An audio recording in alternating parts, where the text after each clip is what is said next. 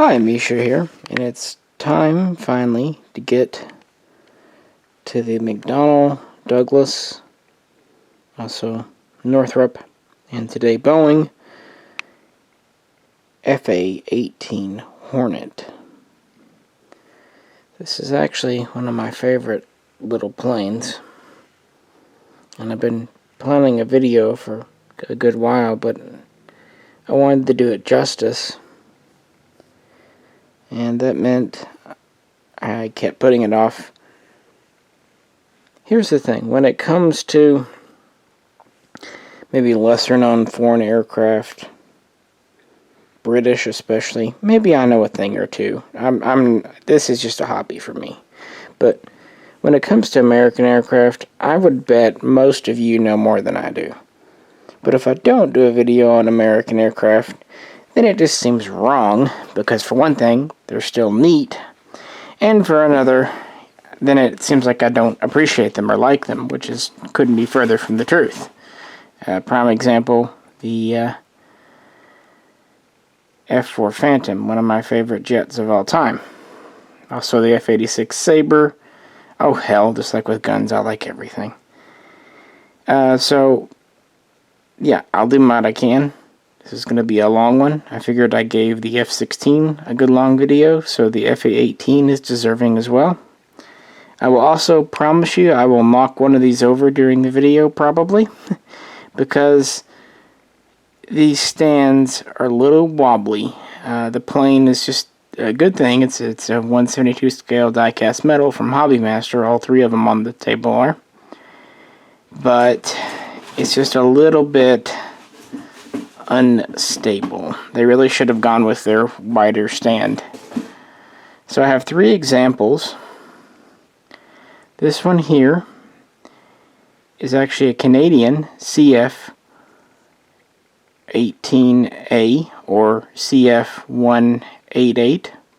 This is an FA-18A, so first generation, made back in the 80s. Extremely similar to it, we have a second generation. This is a FA-18C from the US Navy. These are just very recently retired.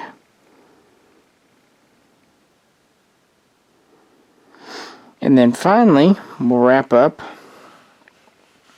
with the current version.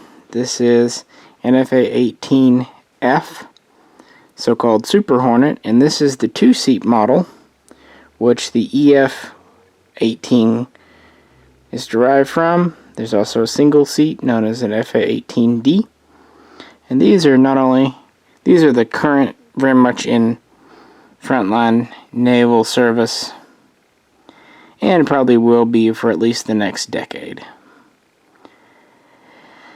Okay, so where to begin? Well, I referenced already my F-16 video. Well, in that video, I mentioned that in the 70s, the Air Force had their lightweight fighter trials, and it came down to the YF-16, which of course they adopted, and the YF-17, which they did not. The YF-17 was a product from McDonnell-Douglas.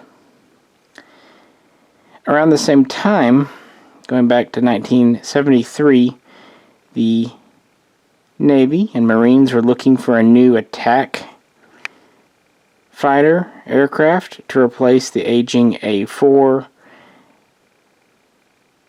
and A-7 and F-4, the Phantom. It was not meant to replace the Tomcat, the F-14, but much like how the Air Force had gone with the F-15, which was a good, even great plane, but very expensive, the F-14 was a good, even great plane, but also extremely expensive. So the Navy was basically told in no uncertain terms that the new plane would have to be more economical.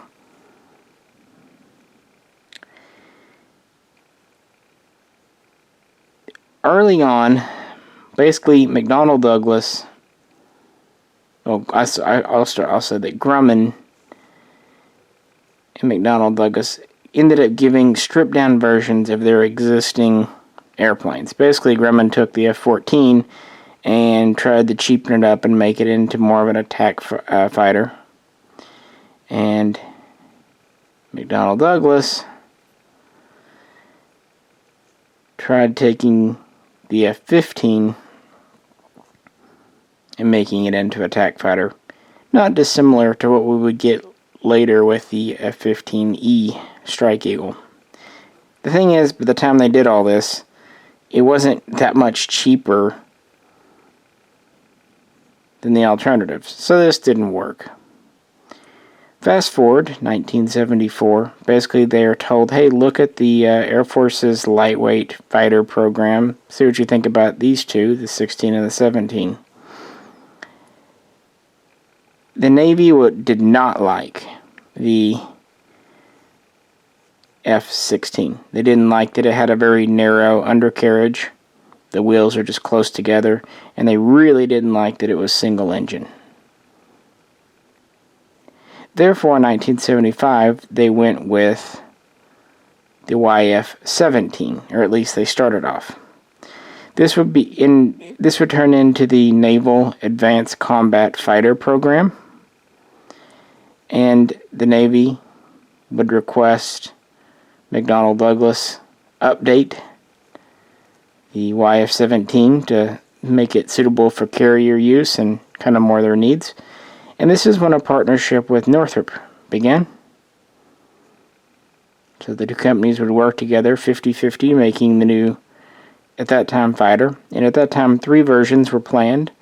The F-18 as a fighter, the A-18 is an attack plane, and the TF-18 is a 2-seat trainer.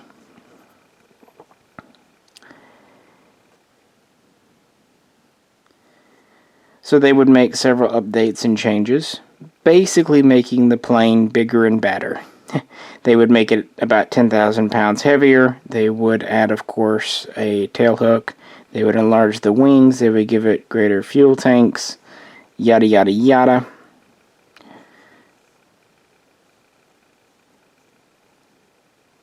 And by 1977, the new fighter was announced to the public, and in September, the first prototype was rolled out.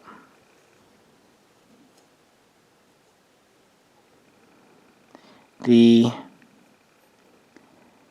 F-18, sorry, my wife's cat's meowing. I accidentally left some laundry out, and he loves hunting like socks and things, so Lord knows how many things he's dragging out of the laundry basket. Anyway, the plane would first fly in 1978 as a prototype, and then would enter into naval testing and marine testing starting in 1979.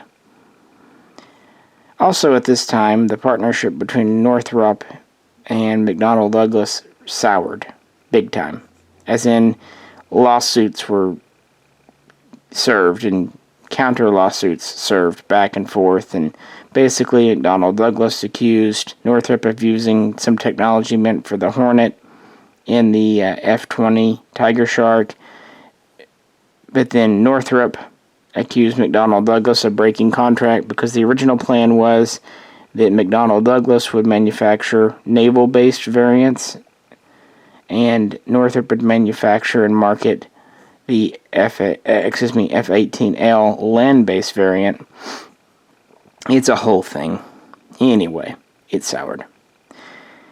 But by 1980, some new tech was really getting mature to do with electronics and microcomputers and just interfaces, yada yada, new controls, new helmet-mounted things, HUDs were coming into very strong use. I mention this because this is where the FA-18 comes from. Basically, the F-18 and the A-18, they discovered, hey, we don't need to make 2 variants. We can have one plane that literally with the flip of a switch can go from air to air to surface, air to ground. So the FA-18 name started being used informally in 1980, and it was formalized in 1984. So the FA-18 would enter into service. The first production model would come off the assembly line in 1980. The Marines would actually adopt it in 1983. The Navy would follow in the summer of 1984. And by 1985, these would first be deployed aboard carriers. And the FA-18 would see its first true combat during Operation El Dorado Canyon, where it was used as both an air-to-air fighter and to suppress Libyan anti-aircraft sites and also bomb targets.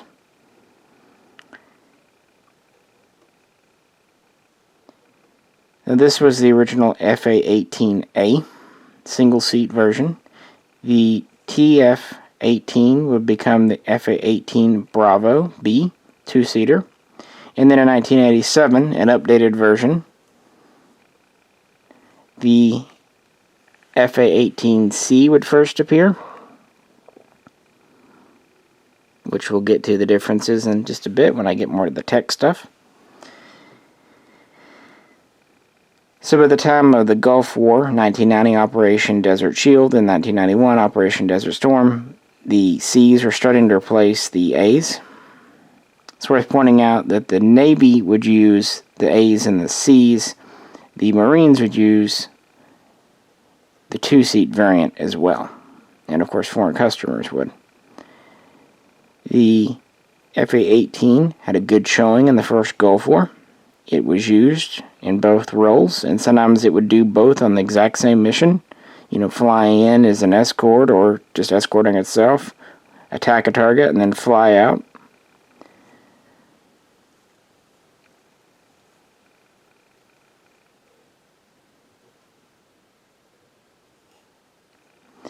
During that war, 3 FA-18s were lost. One was shot down by an enemy MiG-25, one of the few Iraqi air-to-air kills of the war. Another would have engine trouble, and another would just disappear. But that said, 2 pilots' lives were lost, the others ejected safely. And the plane was actually very successful. It proved to be very durable, very reliable.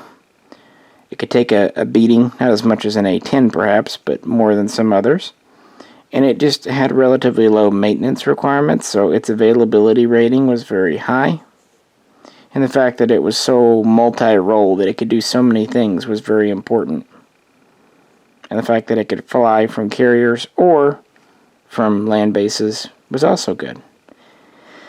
The planes would continue to see use throughout the 90s, being used over Kosovo, and of course again would be used during the so-called War on Terror, first being in Afghanistan where they were flown off carriers, and then during the Second Iraq War, beginning in 2003, these were first used off carriers and then flown from air bases in Kuwait and later Iraq.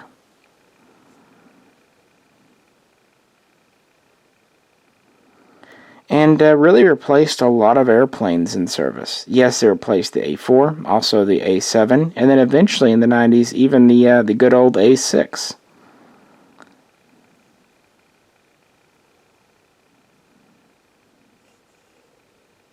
So what exactly, now that we've kind of got the little bit of history out of the way, is the Bug or the Hornet?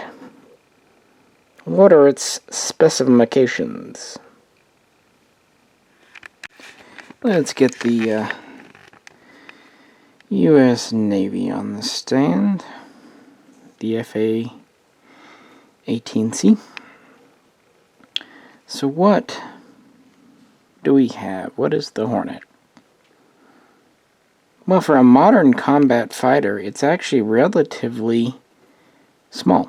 It's about 56 feet long.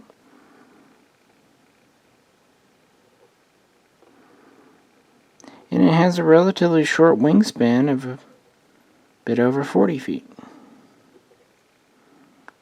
Again, all things being relative, but yeah. Its engines, it has two 404 engines. They're not especially great when it comes to thrust. I mean, they're not bad, but they're not remarkable, I guess is the word I'm looking for. It doesn't have amazing engine performance like maybe the F-15, but what they are dependable. They're tried, they're tested. They're not prone to stalling out, flaming out.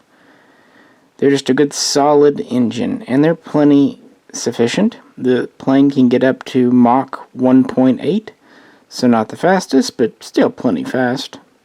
More importantly for its actual role, it is considered quite highly maneuverable. The kind of weird caca stabilizers in the back help. And just the fact that it is relatively light. And you can, as I said, it started off as the YF-17, which was the whole lightweight fighter thing. Of course, they added weight and bulk to it, but still.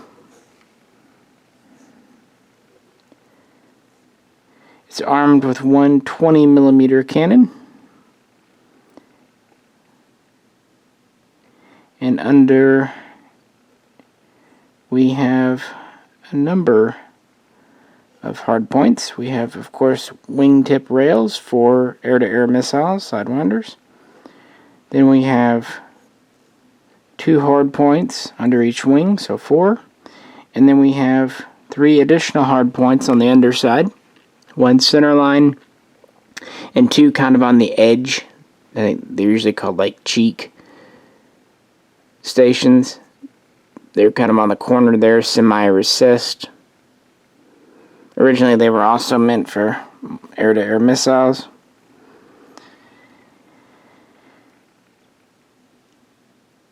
And it's capable of carrying over 13,000 pounds in weapons. When the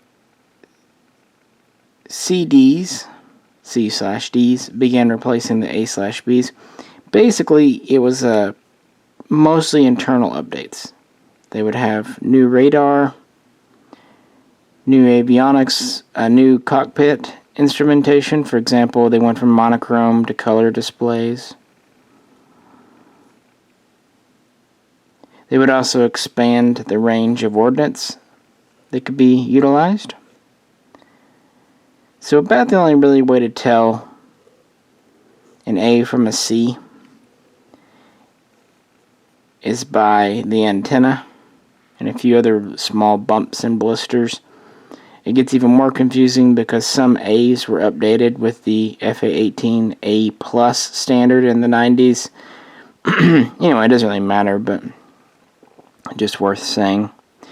By 1989, they were starting to integrate more night vision compatibility.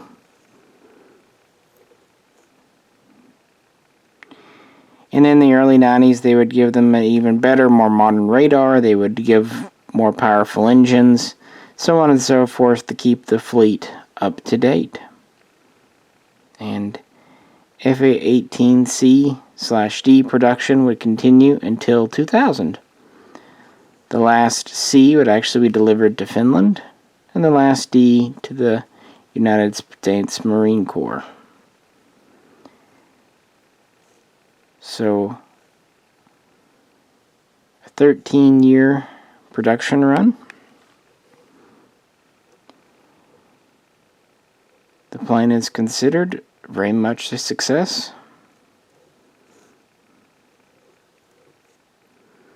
And insert Independence Day and or Will Smith joke here.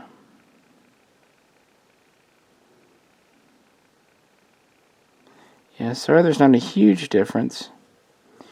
On the models, the big difference, this one has 2 pods on the chin stations. These started to be utilized in the early 90s, and of course as time has gone on, more and more different pods were cleared and developed for use. Older models like this one has one pod and one missile on the cheek stations. I think the missile looks neat. These could carry a huge range of ordnance. Sidewinders, Mavericks, all kinds of bombs, even nuclear weapons, anti-radiation missiles, harpoons, up to 3 external drop tanks.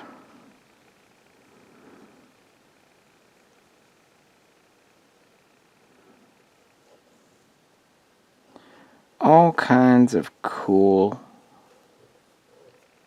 stuff.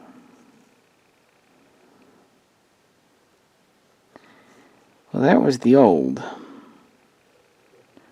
What about the new? This is also my latest model. The F-A-18 Super Hornet is nearly a different airplane, but since the Navy considers it in the same vintage and vein, I will too.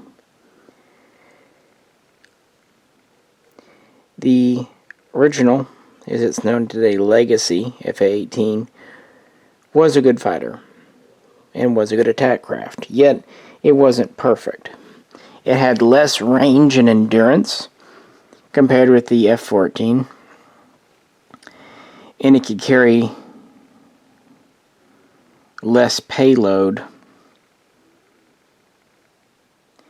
than the A6 or A7. So it was a compromise plane, and this was known from the beginning. The Super Hornet came about because of the end of the Cold War, in a lot of ways. One of the early steps in 1989, the F-14D was cut short. The program was curtailed, and attempts to revive it or bring it back just kept falling short. Likewise, the Navy's plans to have a carrier-based variant of the F-22 Raptor never materialized because of budget concerns.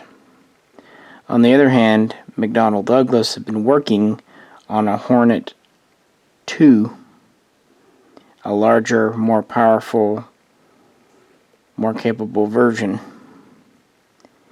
And this was put forward, and Congress did approve it.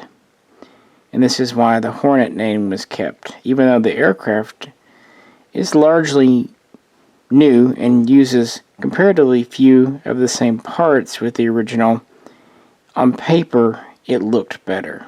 And it does use some of the same components. For example, the avionics suite, a lot of the weapons components, the computer, the ejection seat, so on and so forth. It was officially accepted in 1994. The first prototype flew in 1995, and it began testing 96-97. In March of 97, it would enter into low-rate production at McDonnell-Douglas, and then in August of that year, McDonnell-Douglas would merge with Boeing, and then it would enter into full-scale production the following month. Naval testing would continue in 1998-99, and it would eventually be given carrier certification and cleared for combat use, with the first squadron ready to go by 2001. So what do we have here? It is just a bigger Hornet in a lot of ways. It's about 20% bigger overall. It's got about a 25% bigger wing, more powerful engines. It has 2 additional hard points under the wings, giving it a total of 11. 3 under the fuselage, 3 under the wings each, and 2 wingtips.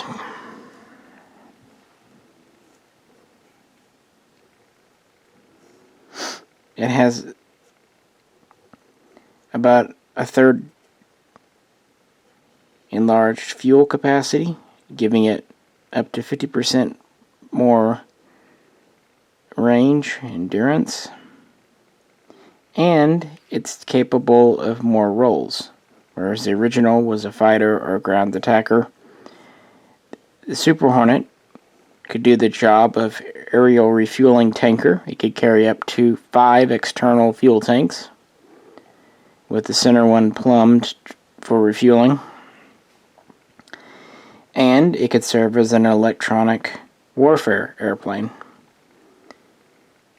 which would result in the EF-18G Growler, meaning this was able to replace the EA-6 as well as a couple of different tankers. It was also able to replace the S-3 Viking in naval service. And when it was decided to retire the F-14 Tomcat, the Navy agreed to go to an all-Hornet fleet, which was implemented by 2006. The Super Hornet first saw military use before the second Gulf War, second Iraqi War, in 2002 during Operation Southern Watch, and then it was deployed during the second Iraq War in 2003, and then it made its way to Afghanistan in 2006. It's been used, everywhere, because, it's, along with the Legacy, the primary aircraft of the Navy. Its radio call sign is Rhino.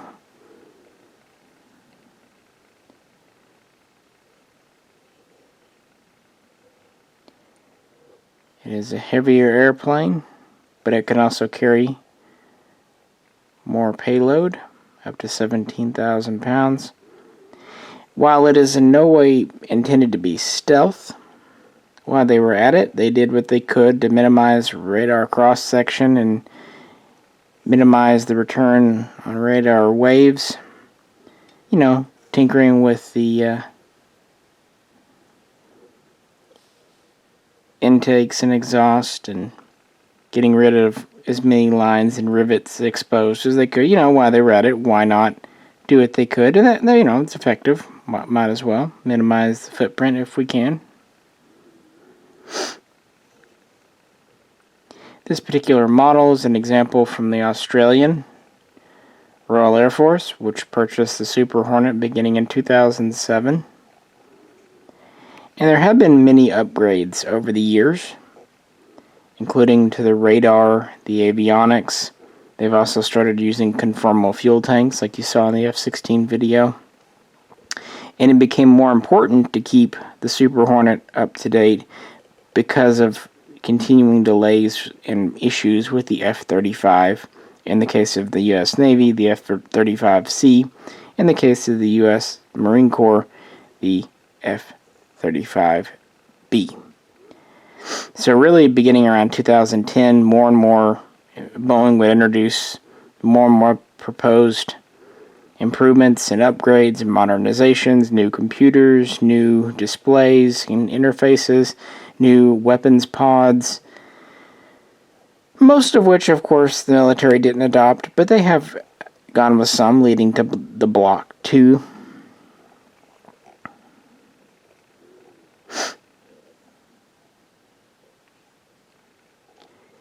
And the Super Hornet, it's very aptly named. It is just a larger, more capable, more modern aircraft. And it's really interesting to think of all the planes that the Hornet replaced and did a pretty good job at that. Because this was lighter than the F-14 Tomcat and smaller, by the way, it does have a longer fuselage, about 3 foot longer. That plus a few other differences in the nose and engines means it's about 60 feet long. The larger wings are about 44.5 feet long, so still relatively small considering the size. Anyway, because it was smaller and lighter than the Tomcat, it meant more of these could fit on the aircraft carrier and just operate more conveniently. Over 600 have been produced to this point. As for the Legacy Hornets, just under 1,500 A, B, Cs, and Ds were built, making this a very successful aircraft with over 2,000 total in the family to date. The Legacy planes left naval carrier service in 2018 and were officially retired from active service earlier this year, 2019, although they still are in Navy Reserve stock, and foreign militaries are still very much using the Legacy Hornet. As for the Super Hornet, well, the F-35C is finally starting to enter U.S. Navy service and has been in U.S. Marine service for a bit now. Still, the Super Hornet is not only still in service, it is being delivered. There's an open contract right now with Boeing. This was used in 2017 in Syria, where actually it had its first air-to-air victory, where a Super Hornet shot down an Su-22. But, yeah, you can read about all that.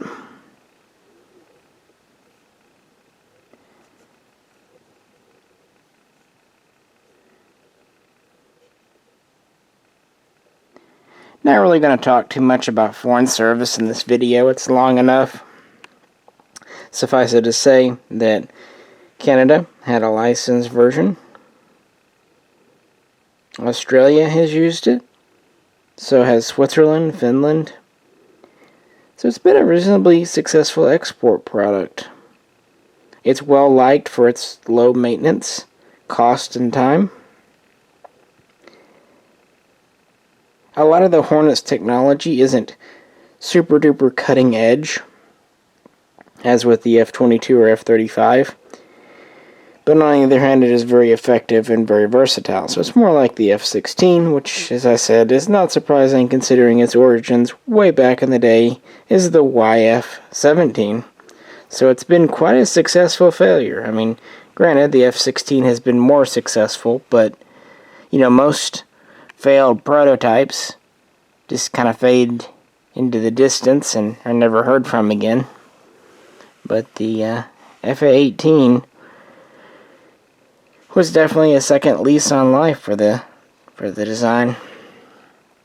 I just think it's a neat looking airplane, and the model is really good from Hobby Master, I think. It's all metal, including the tail fins, horizontal and vertical. These usually come with multiple ordnance options, including missiles or pods, fuel tanks. I think these all come with at least 3 fuel tanks, so you can kind of configure them how you want. Yeah, my only kind of negative to say is the stand. It is worth pointing out that with the Super Hornet, they at least went to the metal stem versus the plastic on the earlier ones, which was definitely good. I'm at least glad they did that. But yeah, other than that minor gripe, which is something I really have to gripe about Hobby Master in general, as good as their planes are, their stands really aren't awesome. Air Force One and Corgi often do a better job, and generally speaking, the planes are cheaper. But, you know, if the stand really bugs you, you can always display it with landing gear down. Well, I hope you found this to be a respectable tribute to the bug. Again, there's a lot more that can be said and should be said, but this video is long enough, much like with the F-16. Maybe I'll tell stories about individual planes, but I had the time and figured might as well do this while I had the energy. If you have any questions or comments, please do share them, and I'll do my best to respond. This is Misha, and I'll catch you very soon next time.